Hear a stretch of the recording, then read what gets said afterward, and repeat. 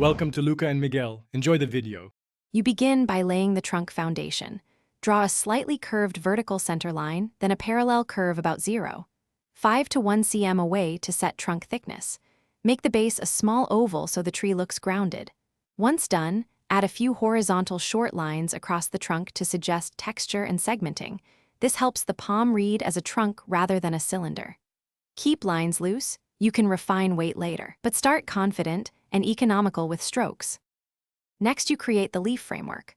From the trunk top, draw 5 to 7 radiating guidelines, varying lengths, about 6 cm, 9 cm, 12 cm to avoid symmetry. Curve each guide slightly downward so leaves obey gravity. This variation makes the palm convincing. Once guides are placed, sketch long, narrow leaf shapes along each guide, tapering to points. Make the base of each leaf thicker where it meets the trunk, because palms have clustered, sturdy petioles that visually anchor the fronds. Finish by turning frond shapes into fronds.